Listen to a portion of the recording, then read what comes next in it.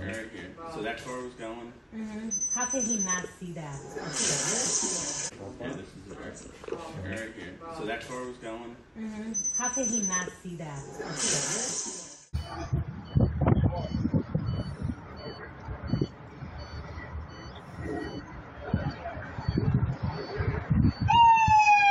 Yo, did you see that? Those guys almost lost their life. Check out this video. I'm going to share with you 14 tips to decrease the odds of that happening to you. Check it out.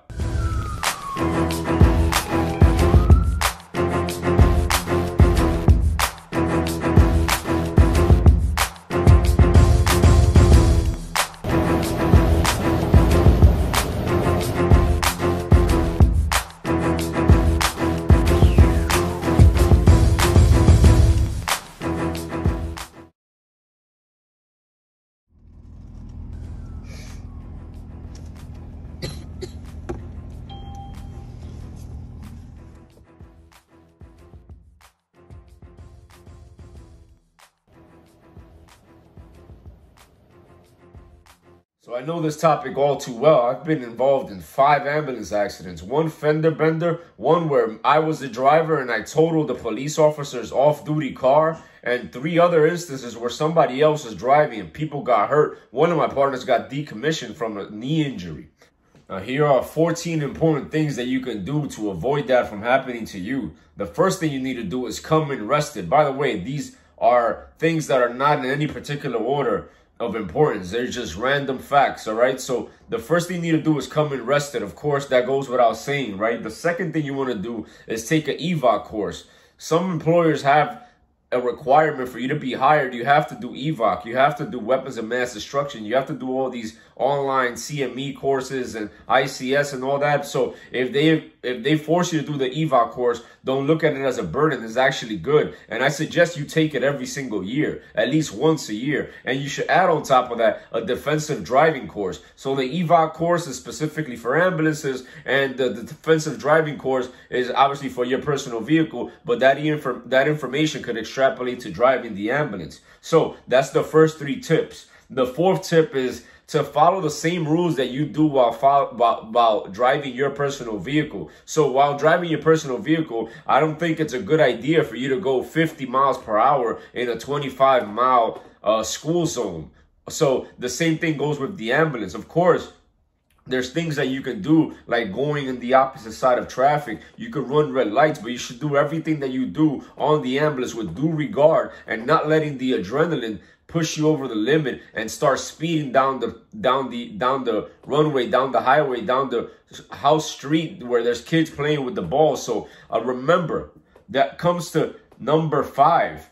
Remember that calls, the majority of calls that you receive, either as an IFT, transport EMT or paramedic, as a critical care paramedic, and as a 911 EMT or paramedic, most calls are bullshit. Like 9 out of 10 patients really need an ambulance. And when they do, you always have to keep in mind that personal safety trumps everything else, like scene safety BSI. So part of the scene safety, part of taking care of yourself is also getting to the location and taking the patient to the hospital without hurting yourself or hurting them, clocking out and going home without any issues. Now, how are you going to be able to do that if you're an adrenaline junkie? Trust me, I've been there. I've heard jobs like, oh my God, 7 people shot in the South Bronx, and I'll rush over there without even being mindful of the things that are going to happen on the way over there. So please keep in mind, most calls are false alarms. People are crying wolf, even playing pranks on the phone. So do not put yourself or your family or anybody else in danger, especially the bystanders and the fellow vehicles on the street,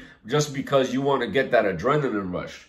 The next thing I want to tell you is that number 7, plan your route if possible beforehand. Of course, nowadays, like when I started, we used to have the paper map with the book and everything. Now you have your GPS. But if possible, get familiar with the route you're supposed to take instead of reading the small letters inside of the GPS on your phone or whatever it is that you're using to get where you have to get, the navigation device and etc.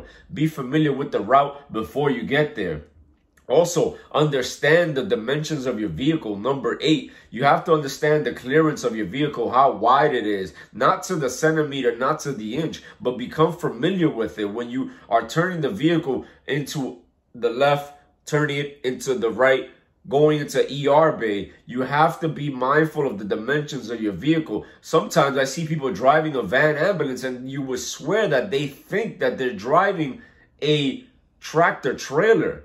Or you got people who are driving the van ambulances and they feel like they're driving a yacht. Like, bro, think about the dimensions in your vehicle. This comes with time, of course. You're going to learn it with time. But the thing that's going to help you understand the dimensions of your vehicle is number 9. You have to trust the markings on the floor. So the markings on the floor, for example, on the highway, are specifically set by the Department of Transportation, so a vehicle fits through there, whether it's a small vehicle or a large vehicle doing a large delivery. The vehicle is supposed to fit in there no matter which vehicle it is. So you need to trust these markings on the pavement. You need to trust these markings that are on the street in the ER bay, because of the simple fact that these are put in place by people that have a lot to lose if they make a mistake. It's very precise, so trust them. Stay within the lines. You know how you're supposed to color outside the lines and be a rebel and stuff? When you're driving, stay within the lines.